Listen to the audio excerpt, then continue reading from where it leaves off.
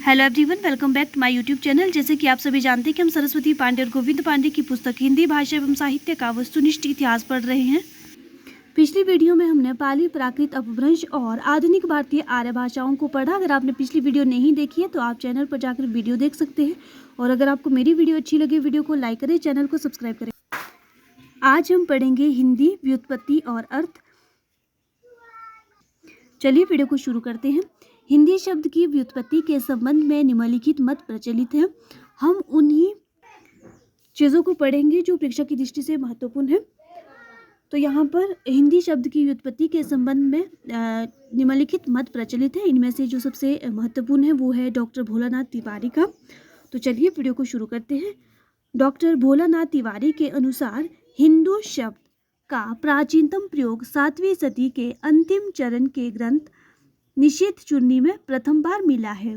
तो जो भोलानाथ तिवारी है, इनके अनुसार जो हिंदू शब्द है, इसका जो प्राचीनतम प्रयोग 7वीं सदी के अंतिम चरण के ग्रंथ निषेध चूर्णी में प्रथम बार मिला है।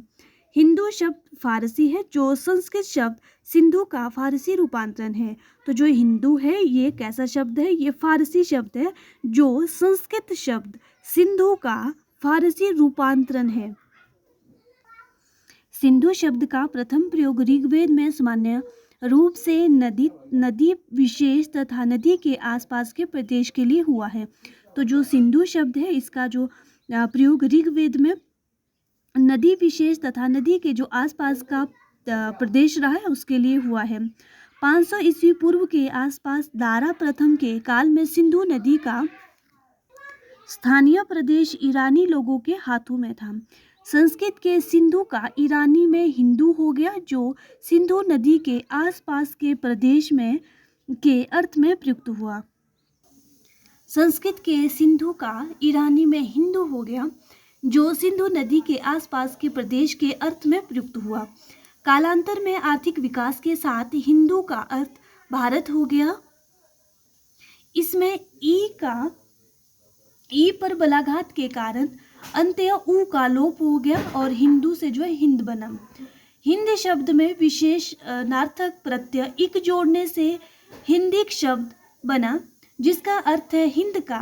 कालांतर में क लुप्त हो जाने से हिंदी शब्द बना। हिंदी व्याकरण की दृष्टि से विशेषण है, जिसका मूल अर्थ सिंधु, हिंदू, हिंद, हिंदिक और हिंदी। सबसे पहले क्या है? सिंधु, फिर है हिंदू, फिर हिंद, फिर हिंदिक, फिर आता है हिंदी। इस तरह से जो है हिंदी जो शब्द है इसका विकास हुआ है। ग्रीक लोगों ने सिंधु नदी को इंदोस, यहाँ के निवासियों को इंदोई तथा प्रदेश को इंदिके तथा इंदिका नाम से संबोधित किया। इंदिका शब्द अंग्रेजी में इंडिया हो गया। उसके बाद आता है भाषा के अर्थ में हिंदी शब्द का प्रयोग व विकास, कि जो भाषा के अर्थ में हिंदी शब्द का प्रयोग और उसका जो विकास किस तरह से हुआ है। भाषा के अर्थ में हिंदी का प्रयोग फारस और अरब से होता है। तो जो भाषा के अर्थ में जो हिंदी का जो प्रयोग है वो फारस और अरब से हुआ है। ईरान के बादशाह नौशेरवा ने अपने दरबारी हकीम वज्रोया को भारतीय ग्रंथ पंचतंत्र का अनुवाद करने के लिए नियुक्त किया। वज्रोया ने कर्कट और दमनक के आधार पर अपने अनुवाद का नाम कलीला व दिमना रखा। कलीला व दिमना की भूमिका नौशेरवा के मंत्री बुजर्स मीहर ने लिखी। भूमिका में कहा गया कि यह अनुवाद जवाने हिंदी से किया गया है। अरबी फारसी में जवाने हिंदी शब्द का प्रयोग संभवतः भारत की समस्त भाषाओं संस्कृत, पाली, प्राकृत, अपभ्रंश के लिए मिलता है। तो जो अरबी फारसी में जवाने हिंदी शब्द का जो प्रयोग भारत की समस्त भाषाओं कौन कौन सी है? संस्कृत, पाली, प्राकृत, अपभ्रंश के लिए मिलता है। डॉक्टर धीरेन्द्र वर्मा द्वारा संपादित हिंदी साहित्य कोश के अनुसार 13वीं-14वीं सदी में देशी भाषा को हिंदी या हिंदिकी या हिंदुई नाम देने में अबुल हसन या अमीर खुसरो का नाम सबसे अधिक महत्वपूर्ण है। डॉक्टर धीरेन्द्र वर्मा द्वारा जो संपादित हिंदी साहित्य कोश में जो 13वीं और 14वीं सदी में देशी भाषा को हिंदी की या हिंदुई नाम देने में अबुल हसन या अमीर खुसरो का नाम सबसे अधिक महत्वपूर्ण है। ये जो है धीरेन्द्र वर्मा के द्वारा कहा गया है। उसके बाद है डॉक्टर भोलानाथ तिवारी एवं उदय नारायण तिवारी ने भाषा के अर्थ में खुसरो द्वारा प्रयुक्त हिंदी को संदिग्ध माना है। उक्त दोनों विद्वानों ने हिंदी शब्द के प्रयोग को भारतीय मुसलमानों के अर्थ में रेखांकित किया है।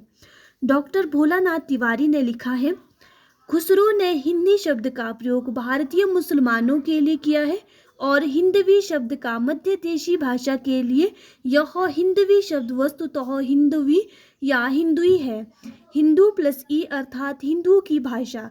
तो जो भोलानाथ तिवारी है इन्होंने क्या लिखा है कि जो खुसरो ने हिंदी शब्द का प्रयोग भारतीय मुसलमानों के लिए किया है और हिंदवी शब्द का मध्य देशी भाषा के लिए।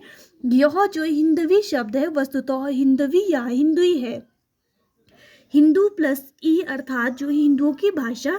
हिंदवी शब्द के प्रयोग के कुछ दिन बाद हिंदी अर्थात जो भारतीय मुसलमानों की भाषा के लिए कदाचित हिंदी शब्द चल पड़ा। हिंदी कवि जो नूर मोहम्मद ने लिखा है, ये बहुत महत्वपूर्ण है, नेट के एग्जाम में पूछा गया है। हिंदू मग पर पाँव न राखो का जो बहुतो हिंदी भाख्यो। ये किसने लिखा है? हिंदी जो कवि नूर मोहम्मद ने ये लिखा है, बहुत महत्वपूर्ण है ये। उर्दू जो है मूलतः तुर्की शब्द है जिसका अर्थ है शाही शिविर या खेमा। तो जो उर्दू है ये मूलतः तुर्की शब्द है और इसका अर्थ क्या होता है? शाही शिविर या खेमा। कई बार परीक्षा में पूछा जाता है तो ध्यान रखना है। अगला है रेख्ता का फारसी में अर्थ गिरा हुआ या गिराकर बनाया हुआ ढेर है। रेख्ता का जो फारसी में अर्थ है गिरा हुआ या गिराकर बनाया हुआ ढेर। भारत में रेख्ता शब्द का प्रयोग पहले छंद और संगीत के क्षेत्र में हुआ। पूछा जा सकता है कि भारत में जो है रेख्ता शब्द का प्रयोग पहले किस क्षेत्र में हुआ? तो छंद और संगीत क्षेत्र में हुआ। वर्तमान भारतीय साहित्य में हिंदी शब्द भारतीय संघ की राजभाषा संघ की राजभाषा देवनागरी लिपि में हिंदी होगी। भारतीय संविधान अनुच्छेद 343 तथा राष्ट्रभाषा के नाम का